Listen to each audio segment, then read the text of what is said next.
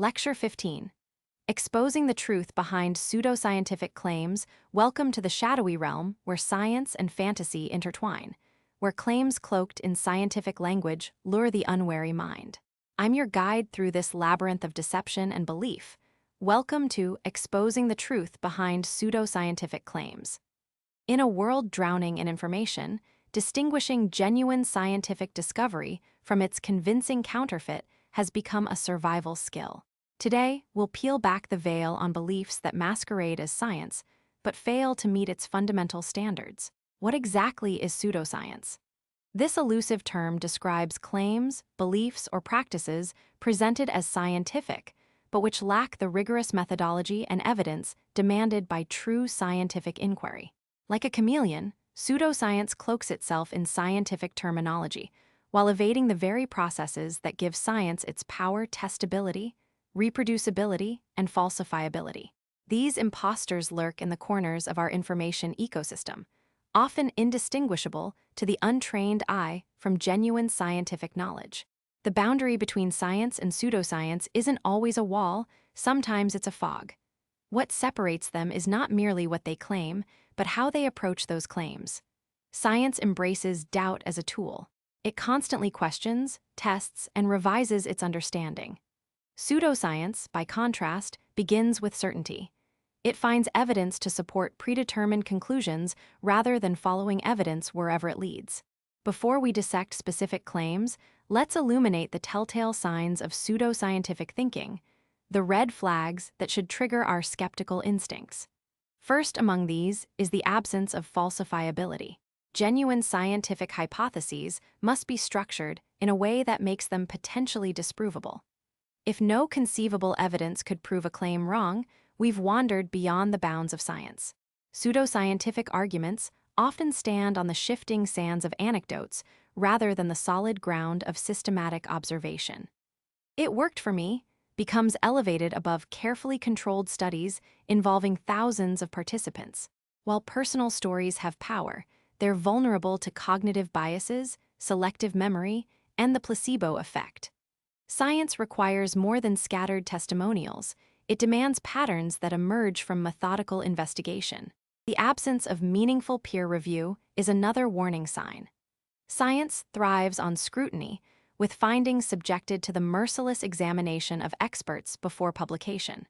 Pseudoscientific claims often bypass this crucial checkpoint, appearing instead in self-published books, commercial websites, or sympathetic outlets that lack rigorous standards. When challenged, proponents may retreat behind claims of persecution rather than addressing methodological concerns.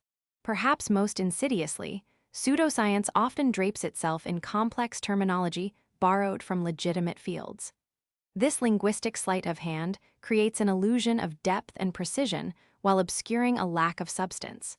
Terms like energy fields, quantum consciousness, or cellular memory sound impressive, but are frequently disconnected from their scientific meaning, floating freely in a realm of speculation untethered to experimental evidence. Now, let's venture into the garden of pseudoscientific beliefs and examine some perennial blooms. Starting with astrology, perhaps humanity's oldest systematic attempt to find meaning in natural patterns. For millennia, astrology has claimed that the positions of celestial bodies at the moment of our birth influence our personalities and destinies. This ancient system persists despite numerous studies finding no correlation between astrological predictions and actual outcomes beyond what random chance would produce. The enduring appeal of horoscopes stems partially from what psychologists call the Barnum effect, our tendency to accept vague, general descriptions as uniquely applicable to ourselves. When researchers presented subjects with identical horoscopes while claiming they were personalized, participants consistently rated them as highly accurate. This psychological quirk makes evaluating astrological claims particularly challenging, as believers attribute hits to astrological accuracy while dismissing misses as minor details. Moving from the cosmic to the molecular, homeopathy emerges as another fascinating case study in pseudoscientific thinking. Developed in the late 18th century by Samuel Hahnemann, homeopathy rests on two central principles: that like cures like, and that extreme dilution increases potency. The second claim presents a particularly enigmatic puzzle for chemistry. Many homeopathic remedies are diluted to such extremes that not a single molecule of the original substance remains, only the memory of water that once contained it. This notion contradicts fundamental principles of physical chemistry. Water molecules rearrange themselves completely in fractions of a second, making the idea of water retaining a memory of substances incompatible with our understanding of molecular behavior. Multiple meta-analyses have concluded that homeopathic treatments perform no better than placebos when subjected to rigorous clinical trials. Yet the global homeopathy market continues to grow, projected to reach billions of dollars annually.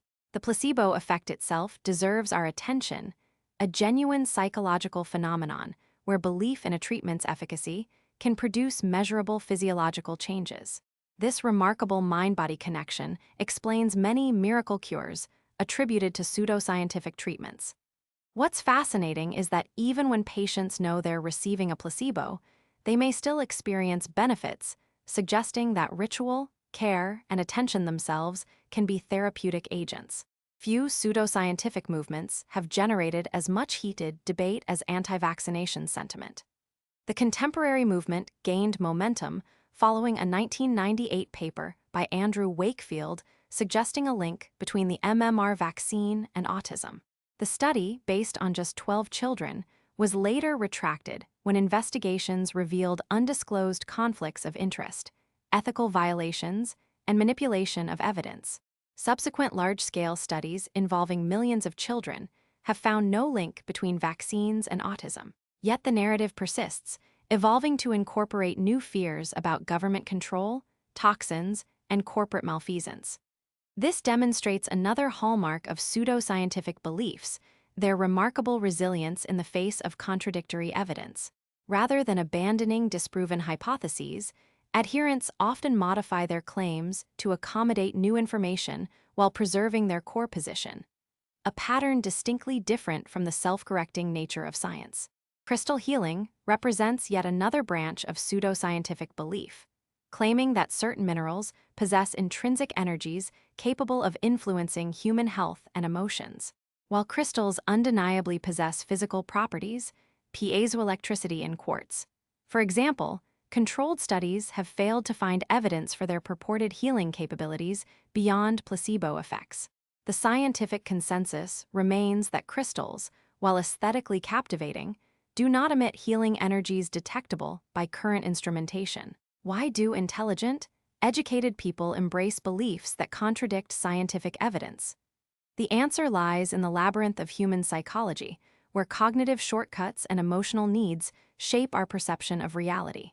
Confirmation bias, our tendency to seek and prioritize information that supports existing beliefs, creates self-reinforcing bubbles of perception. Once we accept a pseudoscientific premise, we notice confirming instances while filtering out contradictory evidence. Our brains evolved to detect patterns, a survival advantage in uncertain environments.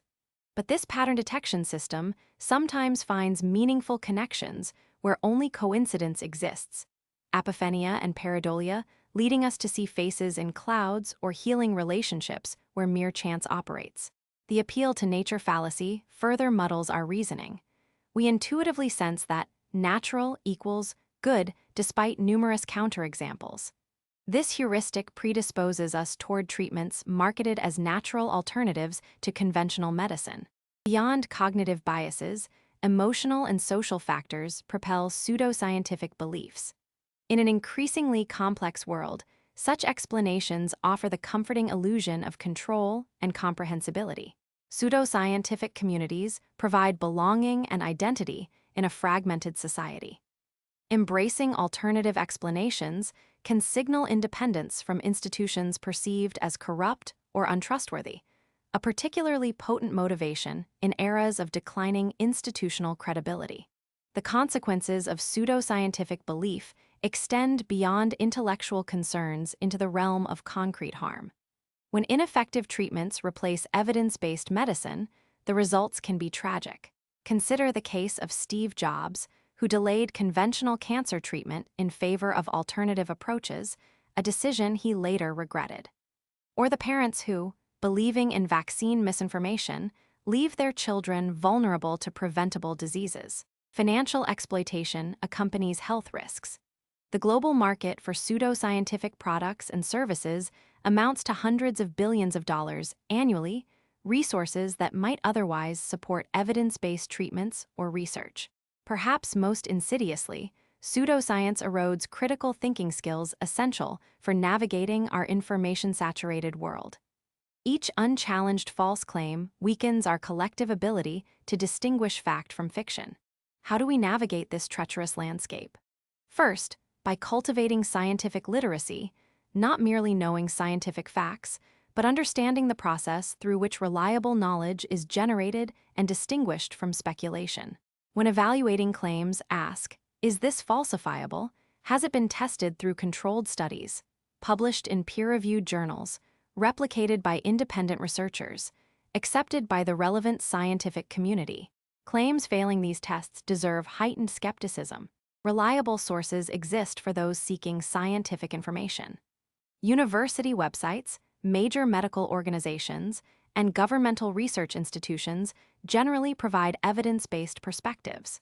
Databases like PubMed offer access to peer-reviewed research, while fact-checking organizations evaluate popular claims. When conversing with friends or family who embrace pseudoscientific beliefs, remember that confrontation rarely changes minds. Instead, ask questions that promote critical thinking, express curiosity about their perspective, and share information without judgment. As we conclude our exploration, let's remember that skepticism is not cynicism. Genuine scientific wonder stands distinct from pseudoscientific spectacle. One invites questioning, the other demands acceptance. The universe revealed by science stars forging elements in their fiery hearts, DNA orchestrating the symphony of life, quantum particles exhibiting behaviors that defy intuition, offers mystery and awe exceeding anything pseudoscience promises. In exposing pseudoscientific claims, we don't diminish wonder, we protect it. We preserve the integrity of human inquiry and our collective ability to distinguish genuine knowledge from appealing illusions. The line between science and pseudoscience may sometimes blur, but by cultivating critical thinking and scientific literacy, we develop the discernment to navigate that boundary. In doing so, we honor both the power of human curiosity and the responsibility that comes with knowledge. Thank you for joining this journey through the labyrinth of belief and evidence. Until next time, keep questioning, keep wondering, and keep searching for truth beneath the surface of appealing claims.